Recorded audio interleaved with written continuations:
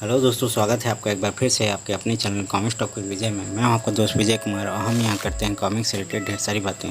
दोस्तों, भारतीय कॉमिक्स एक परिचय के ख़त्म होने के बाद अब हम शुरू करने वाले हैं सुपर हीरो ओरिजिन और सुपर विलेन ओरिजिन। दोस्तों, इस ओरिजिन में आज हम बात करने वाले हैं राज कॉमिक्स की सुपर हीरोइन शक्ति के बारे में। दोस्तों, वीडियो में आगे बढ़ने से पहले आपसे एक छोटी सी रिक्वेस्ट कि अगर आपने हमारे चैनल को सब्सक्राइब नहीं किया है प्लीज़ इसे सब्सक्राइब कर लें और बेल आइकन को प्रेस करना ना भूलें ताकि कोई भी नई वीडियो आपसे मिस ना हो। और दोस्तों, कॉमिक्स रिलेटेड और भी कई सारी वीडियो हमने अपने चैनल में डाल रखी हैं।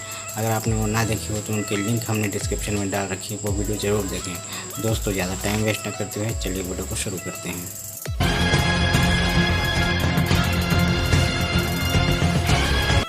दोस्तों, 1997 में डबल एक्शन ईयर के बाद अब राज कॉमिक्स रोमांच के इस सफ़र को और भी तेज़ रफ्तार देने वाली थी। बहुत सारी दिलचस्प कहानियों और किरदारों को पाठकों तक पहुंचाने के अलावा अब वो कुछ ऐसा करने जा रही थी जो कि भारतीय कॉमिक्सों में बहुत ही कम देखने को मिलता है। भारतीय समाज की तरह ही पुरुष प्रधान भारतीय कॉमिक जगत में किसी महिला किरदार को राज कॉमिक्स पहली बार उतारने जा रही थी। मतलब कि राज कॉमिक्स की पहली सुपर हीरोइन जो कि लीड करेगी नारी का, यानी कि टकराव तय था।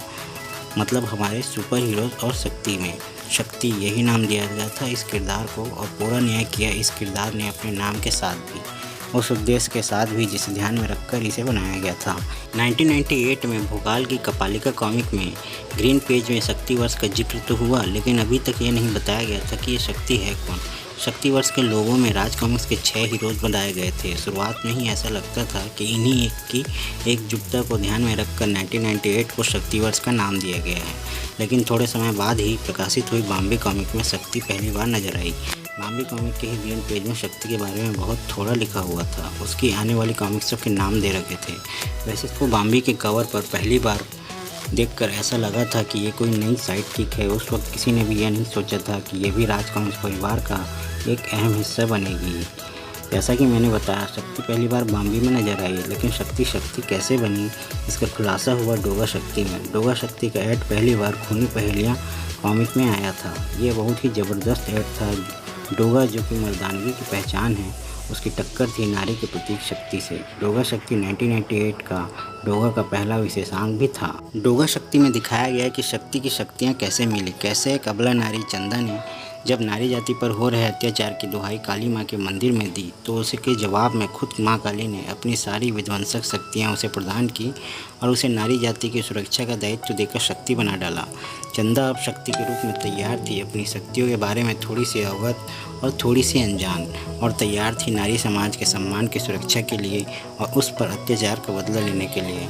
लेकिन खुद चंदा पर हुए जुल्म का हिसाब शक्ति ने इस कॉमिक में नहीं दिया। इसके लिए पाठकों और शक्ति को इंतजार करना पड़ा शक्ति के आगामी विशेषांक का, परमाणु शक्ति का। परमाणु शक्ति शक्ति का तीसरा विशेषांक था।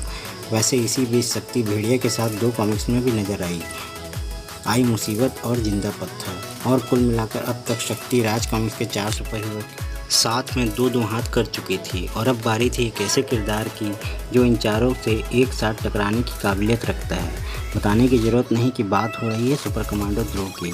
ध्रुव शक्ति सुनने में और पढ़ने में बहुत ही अजीब लगता है, क्योंकि ध्रुव के सफ़र को देखते हुए हम पाते हैं कि उसके कॉमिक्स के नाम में बहुत ही आकर्षक और उपयुक्त होते हैं, और बाकी हीरोज़ की तरह ध्रुव के बहुत ही कम कॉमिक्स हैं जिसमें उसका खुद का नाम भी शामिल है। खैर, नाम में क्या रखा है। शेक्सपियर जी की ये बात मानते हुए शक्ति के कारवां को आगे बढ़ाते हैं। वैसे ध्रुव के बारे में ध्यान देने वाली बात यह भी है कि अब तक बहुत कम हीरोज़ को ध्रुव के साथ काम करने का मौका मिला था। डोगा और परमाणु भी अभी भी इस अवसर से वंचित थे।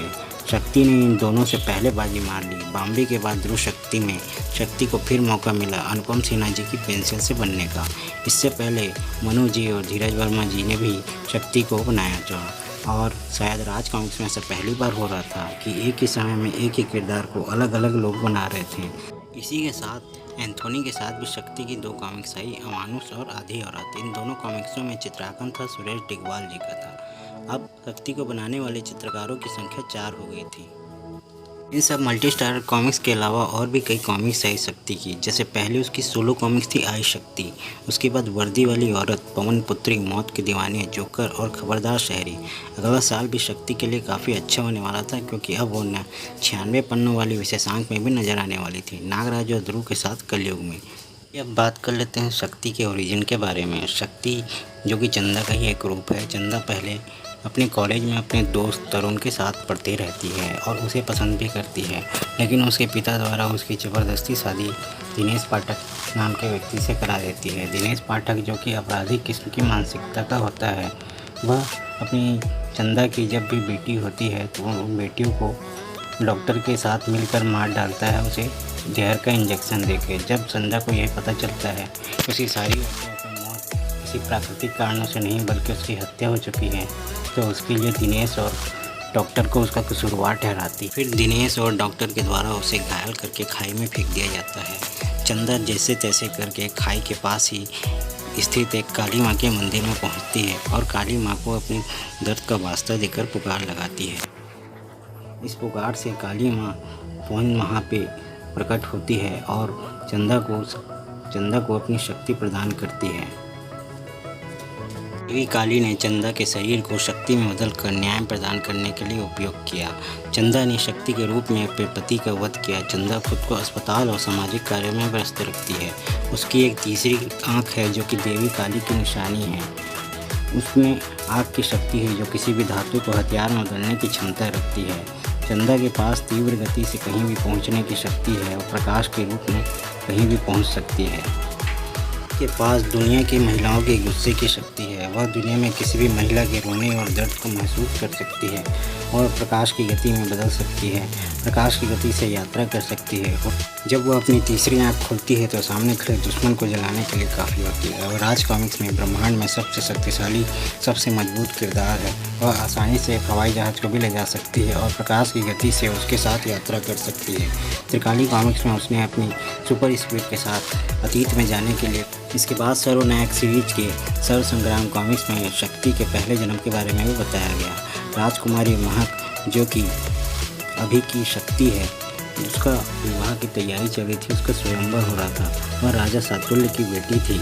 उसके स्वयंवर में देवता, असुर, गंधर्व, मानव, पशु मानव, संसार के सर्वश्रेष्ठ और सर्वयोग्य वर उससे विवाह करने के लिए आए थे। जब सातुल्य को वरदान स्वरूप पुत्री देने के बाद भगवान विष्णु ने कहा था कि उसकी कन्या के उसकी इच्छा के विरुद्ध विवाह करने वाला व्यक्ति जीवित नहीं रहेगा और जिससे तुम्हारी कन्या प्रेम करेगी, जब तक उस व्यक्ति का उससे मिलन नहीं होगा, तुम्हारी कन्या प्रत्येक युग में अपने अपूर्ण प्रेम के लिए जन्म लेती रहेगी। राजा सातुल्य नहीं जानते थे कि वो तो सिर्फ एवं व्यवहार है। भगवान विष्णु ने लीला कुछ ऐसी दिखाई कि सातुल्य स्वयंवर में नागलोक के सम्राट नागदेव को आमंत्रित करना भूल गया। नागदेव का सम्राट नागदेव, जो कि अत्यंत बलशाली लेकिन अहंकारी होता है, नारद मुनि ने नागदेव को इस स्वयंवर के बारे में भड़का दिया। इसके बाद ब्रह्मा से अमृतपात नागदेव के कोप का भाजन स्वयंवर में उपस्थित सभी वीरों को बनना पड़ा। देवराज इंद्र के बाद सभी वीरों से लड़कर शेषनाग और स्वयं भगवान विष्णु से भी टकराकर नागदेव को कुछ नहीं हुआ। अमृतपात नागदेव को भगवान विष्णु जब जोर नहीं चला पाए तो उन्होंने उसे श्राप दे दिया कि वह उसे नागलोक से निष्कासित करते हैं और उसकी समस्त नाग शक्तियों को छीन लेते हैं और उसे कहा कि वह अपना समस्त जीवन एक तपस्वी के रूप में धरती लोक पर बिताएंगे। इसके बाद नागलोक का सम्राट नागदेव त्रेता युग के काल के अंतिम छोर में विष्णु शक्ति धारक महातपस्वी तिलिस्मदेव के रूप में जाना जाता है। और जब तिलिस्मदेव अपनी तपस्या में लीन होते हैं तब राजकुमारी महक उसके पास आती है, लेकिन नागदेव और राजकुमारी महक की प्रेम कहानी भी शायद समय पर अधूरी रहने के लिए लिखी थी। तिलिस्मदेव महक का प्रेम स्वीकार नहीं कर सकता था और महक तिलिस्मदेव के अलावा किसी और को अपने वर के रूप में स्वीकार नहीं कर सकती थी। इस तरह सर्व संग्राम में शक्ति और तिलिस्मदेव का एक बार फिर आमना सामना होता है, जिसमें तिलिस्मदेव अपनी पराजय स्वीकार कर लेते हैं। दोस्तों, सुपर हीरो ओरिजिन में आज आपने शक्ति के बारे में जाना। दोस्तों, आई होप आपको ये वीडियो ज़रूर पसंद आया होगा। अगर आपको ये वीडियो ज़रा सा भी पसंद आता है तो इसे लाइक ज़रूर करें और अपने दोस्तों के साथ शेयर करें। इस वीडियो से रिलेटेड कोई भी सजेशन या आपके पास कोई फैक्ट हो या कोई मुझसे फैक्ट मिस हो गया हो तो हमें कमेंट बॉक्स में लिखकर ज़रूर बताएं। ऐसी ही और भी वीडियो को देखने के लिए हमारे चैनल को सब्सक्राइब करें और बेल आइकन को प्रेस करना ना भूलें ताकि हर नई वीडियो की नोटिफिकेशन आपको मिलती रहे। दोस्तों, आज के लिए बस इतना ही। इस वीडियो को देखने के लिए आपका बहुत बहुत धन्यवाद। मिलते हैं अगले वीडियो में। जय हिंद, जय भारत।